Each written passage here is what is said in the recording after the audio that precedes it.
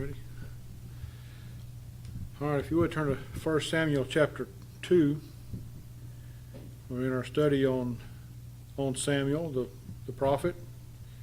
He was, as we've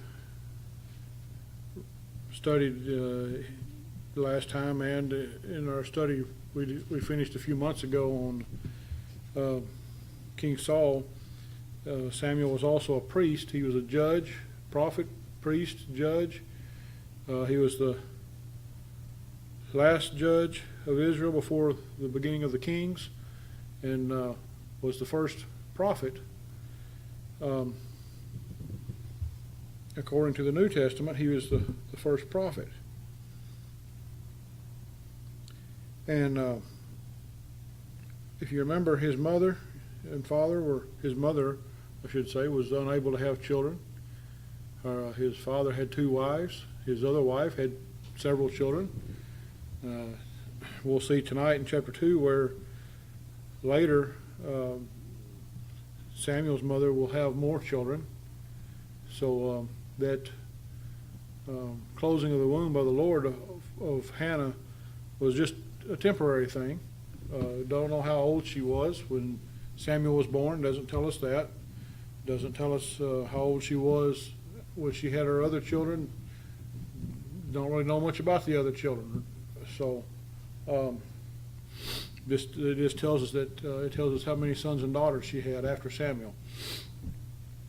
Again, Samuel is a type of Christ in the fact that he was a prophet, priest, and judge of Israel in his day. He was not the high priest, of course, as Christ is, but he did do priestly duties, as we saw in the study with King Saul. He offered sacrifices. He did other things that a priest would do. Of course, we didn't see where he did the high priestly duties. As far as remember, the high priest was the one that would go into the Holy of Holies once a year.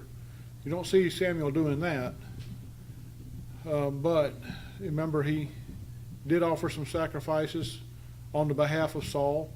He also chastised Saul on behalf of the Lord when Saul took it upon himself to try to act as priest and offer sacrifices when he was not supposed to, and it got him in trouble with not just with Samuel but with the Lord also.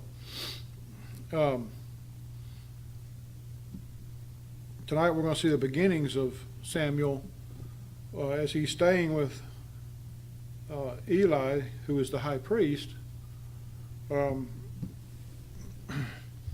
He has been taken there by his mother. She's promised him to the Lord to work in the duty of the Lord in the Lord's service. Eli is to train him in that way. Eli trains him as a priest. And we'll see more about Eli's 2 sons tonight. He had 2 sons that were very wicked men. They were in line to be the next priest, but they were wicked men. And if you remember, Samuel had 2 sons also, didn't he? Later, in the story of Saul, we saw that he had 2 sons that were wicked men, and they were next in line to be judges, and yet they weren't very good at it. They were very wicked to the people, and Samuel recalled them and took that position away from them. As we'll see with Eli, and more so the Lord, Eli's 2 sons are a very wicked priest and an abomination to the Lord, and the Lord takes care of them eventually. Now that will come in another chapter, but he talks about it in chapter 2. So let's start in chapter 2, verse 1. 1 Samuel chapter 2, verse 1. And Hannah prayed and said, My heart rejoiceth in the Lord. Mine horn is exalted in the Lord. My mouth is enlarged over mine enemies, because I rejoice in thy salvation. There is none holy as the Lord, for there is none beside thee, neither is there any rock like our God. Talk no more so exceeding proudly. Let no arrogance come out of your mouth, for the Lord is a God of knowledge, and by him actions are weighed. The bows of the mighty men are broken, and they that stumbled are girded with strength. They that were full have hired out themselves for bread, and they that were hungry ceased, so that the barren have borne 7, and she that hath many children is waxed feeble. The Lord killeth and maketh alive. He bringeth down to the grave and bringeth up. The Lord maketh poor and maketh rich. He bringeth low and lifteth high, or lifteth up. He raiseth up the poor out of the dust, and lifteth up the beggar from the dunghill, to set them among princes, and to make them inherit the throne of glory. For the pillars of the earth are the Lord's, and he hath set the world upon them. He will keep the feet of his saints, and the wicked shall be silent in darkness, for by strength shall no man prevail. The adversaries of the Lord shall be broken to pieces. Out of heaven shall he thunder upon them. The Lord shall judge the ends of the earth, and he shall give strength unto his king, and exalt the horn of his anointed. And Elkanah went to Ramah to his house, and the child did minister unto the Lord before Eli the priest. Now, when's the last time we prayed a prayer like that?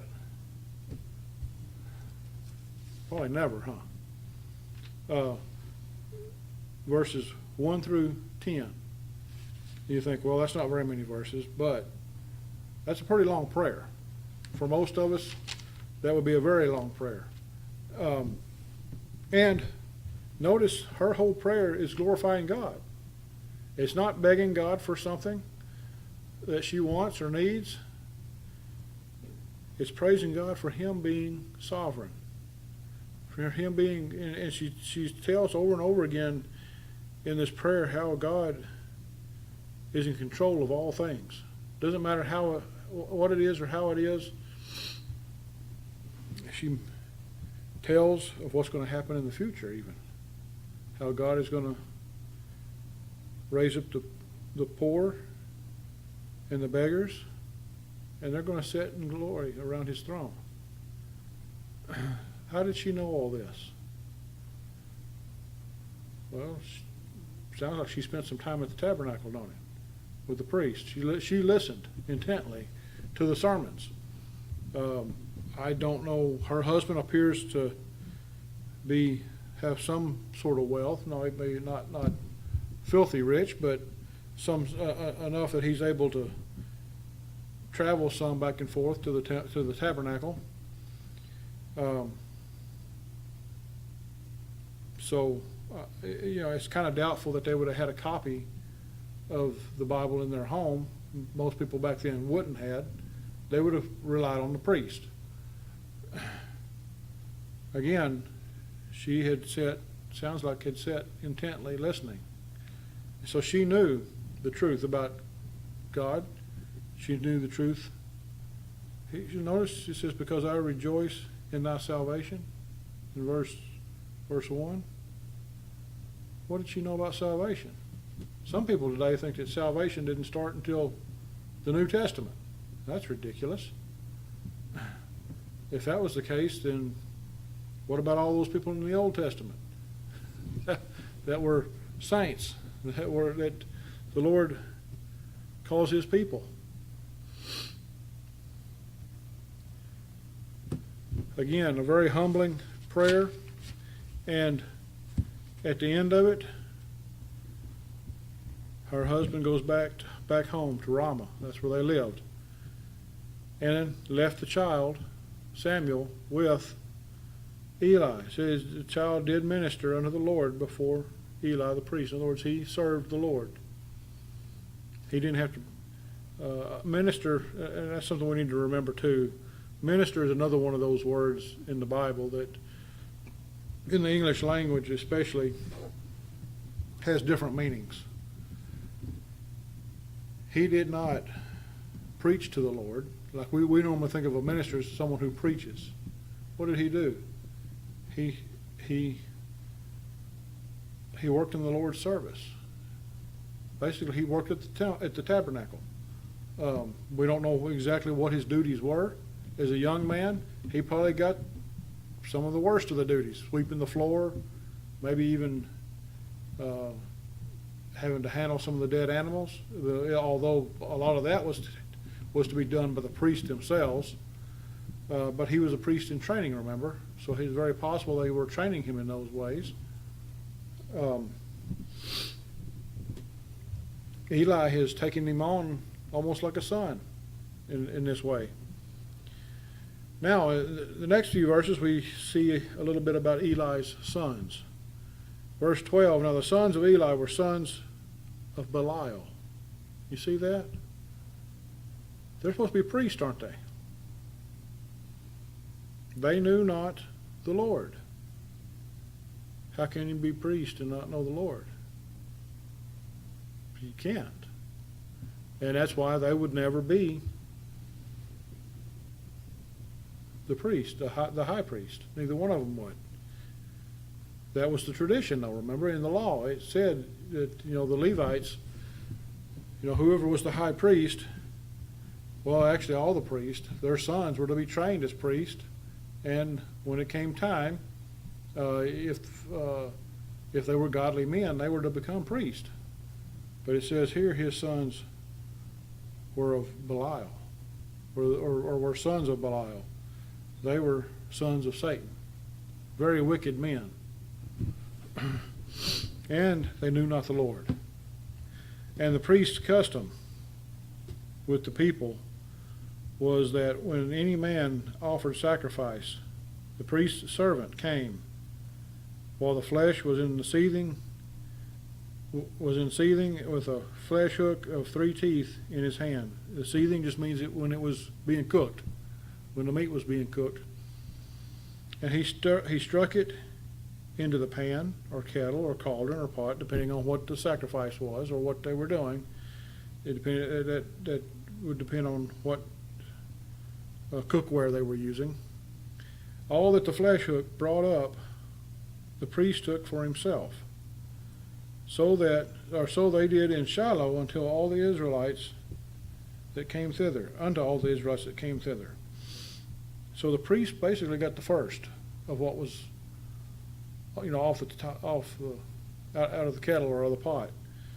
But remember, if you think back to the law, the priest were to get their portion of the meat. It wasn't a large portion. They were to get what they could eat. They weren't to waste anything. And instead of wasting anything, if they had leftovers, they were to give it to the poor people.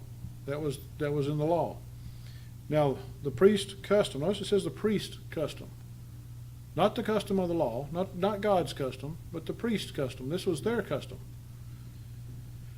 And he struck it into, verse 15, also before they burnt the fat, the priest's servant came and said to the man that sacrificed, give flesh to roast for the priest, for he will not have sodden flesh of thee, but raw. So don't, give the priest the best, in other words. And if any man said unto him, let them not fail to burn the fat presently, and then take as much as thy soul desireth, then he would answer him, nay, but thou shalt give it me now, and if not, I will take it by force. No, that's not right, is it? They weren't to take anything by force. The Lord gave it to them freely. And you notice he says, then take as much as thy soul desireth. Sounds like a glutton, doesn't it? And the priests weren't to be gluttons. They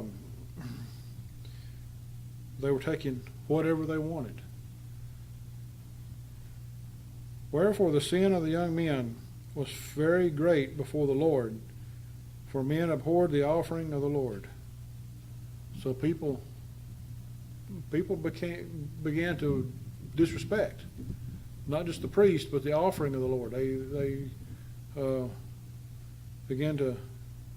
They saw the wickedness of the priest, the young men, the sons of Eli, and they weren't giving an offering out of love, but giving it out of grudge. It had become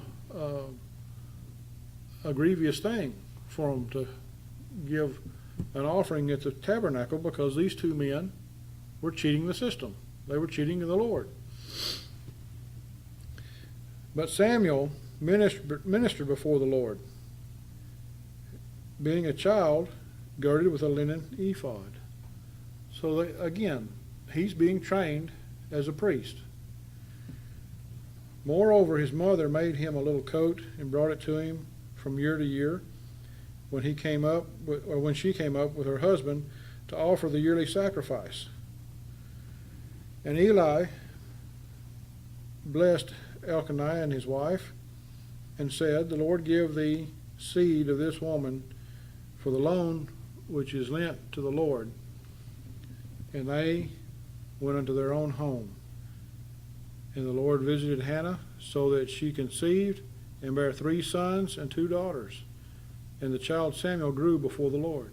So she had 3 more sons and 2 more daughters. 2 daughters. After Samuel, the Lord blessed her. Why? Because she had done what she promised. She had given her son to the service of the Lord. She kept her promise. Notice she never tries to go back and take him back, does she? She does take care of him, though. She brings him a new coat every year. And so he's still her son. That hasn't changed. But he's in training to be a priest now. He's in training to serve the Lord. Now Eli was very old, and heard all that his sons did unto all Israel, and how they lay with the women that assembled at the door of the tabernacle of the congregation. And he said unto them, Why do ye such things? For I hear of your evil dealings by all this people. Now, so they're into more than just stealing the meat off the offering, aren't they? They're doing some other things. Adultery and fornication. And it doesn't tell us everything, but I'm sure there was more if you think about it. When those things are involved, there are other things that come along also. But he says, Nay, my sons, for it is no good report that I hear. You make the Lord's people to transgress. The Lord's people hate you, and they shouldn't. People have begin to hold a grudge against you, and that's not the way God's people should be. That's not the way we're taught. But it's because of what they're doing. It's on these men, not on the people necessarily. It's on these men for what they're doing. If one man sin against another, the judge shall judge him.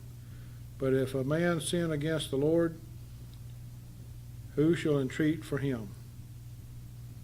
Who's going to defend a man? Well, if he's not one of the Lord's people, he don't have Christ, does he? Notwithstanding, they hearkened not unto the voice of their father, because the Lord would slay them. Notice, this is the Lord's plan. That's kind of odd, isn't it? You don't hear about that much today, do you? The Lord knew. He says, because the Lord would slay them. They didn't listen to their father, the wise words of their father Eli, and it was because the Lord was going to slay them. They weren't his. He was going to kill them for what they were doing. They were committing blasphemies in the tabernacle. And the child Samuel grew on and was in favor both with the Lord and also with men. And we saw that when he gets older in life and the days of Saul and David, Samuel is highly favored by the Lord and by the people of the land of Israel. They loved Samuel. He was a good man. Verse 27, and there came a man of God unto Eli, and said unto him, Thus saith the Lord, Did I plainly appear unto the house of thy father when they were in Egypt in Pharaoh's house? Now, remember, Eli is out of the line of Aaron. He's going all the way back to the original high priest, which was Aaron, in the land of Egypt. And did I choose him out of all the tribes of Israel to be my priest, to offer upon mine altar, to burn incense, to wear an ephod before me? And did I give unto the house of thy father all the offerings made by fire of the children of Israel? So this man of God, he calls him. We don't know who he is, don't know where he comes from. Just says the man of God is speaking on behalf of the Lord, because he says there in verse 27, Thus saith the Lord. Now, this man is not the Lord himself, I don't believe, because he's speaking on behalf of the Lord. Wherefore kick ye at my sacrifice, and at mine offering, which I have commanded in my habitation, and honorest thy sons above me, to make yourselves fat, and the chiefest of all the offerings of Israel my people.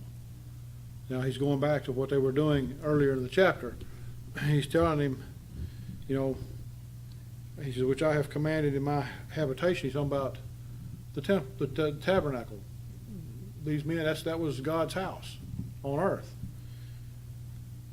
And he says, you're favoring your sons over the Lord by not doing anything about it. And so far it appears as though Eli, he had a talk with his sons, but he didn't stop them, did he? They continued on with what they were doing. And he brings up the fact that he says, honorest thy sons above me. He says, to make yourselves. He includes Eli in this. Remember, it said it was a priest's custom with what they were doing with the meat. So Eli appears was involved in that. And he says that basically they were cheating the people of Israel. It says, wherefore the Lord God of Israel saith, I said, indeed, that thy house and the house of thy father should walk before me forever. But now the Lord saith, be it far from me that for them that honor me I will honor, and they that despise me shall be lightly esteemed. Behold, the days come that I will cut off thine arm and the arm of thy father's house, that there shall not be an old man in thy house. So his sons are not going to grow to be old men, are they? Eli's the last of the old men in the family. God's going to kill them. And he's going back, he tells him all the way back to Aaron. So if Aaron's line is going to continue on as high priest forever, what happens when Eli's sons die? Well, there were more direct descendants. Remember in the story of Saul, there was another high priest, Amalek, I think was his name. He was a descendant of Aaron. So they were cousins, basically. They were direct descendants, but they were cousins. And so there was, and that's the way the Lord set it up, so that if, remember when they would send the high priest into the Holy of Holies every year, and they would tie a chain around his leg, or a rope around his leg, in case he did something he wasn't supposed to do in there and God killed him. Well, if that happened, there had to be somebody to take his place, right? What if he didn't have any sons?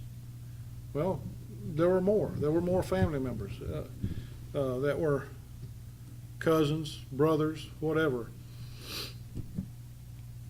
But of the house of Eli, it was going to stop. That line of Aaron was going to stop.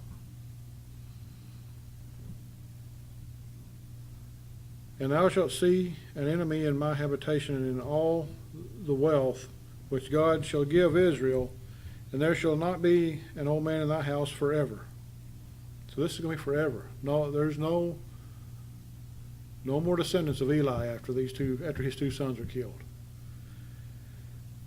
And the man of thine whom I shall not cut off from mine altar shall be to consume thine eyes, and to grieve thine heart, and all the increase of thine house shall die in the flower of their age.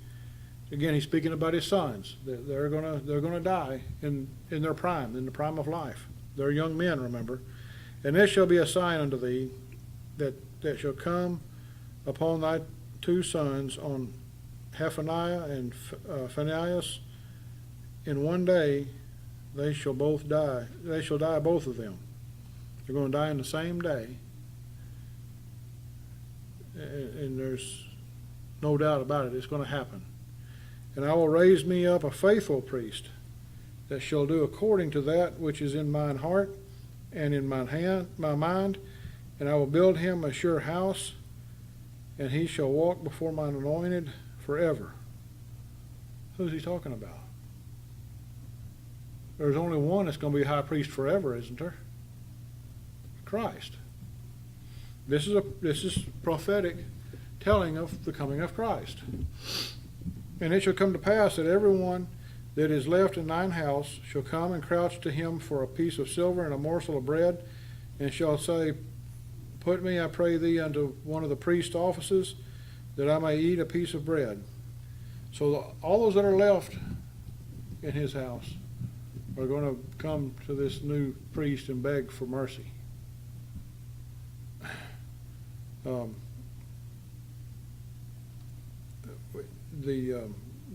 Again, we know at some point after this, you have Amalek come as the high priest, but I don't believe that's who he's talking about here.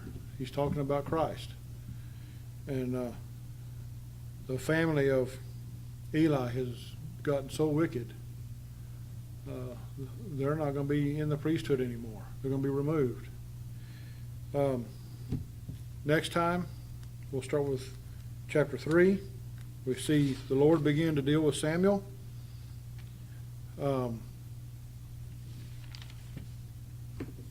And we'll see more about Eli and his issues.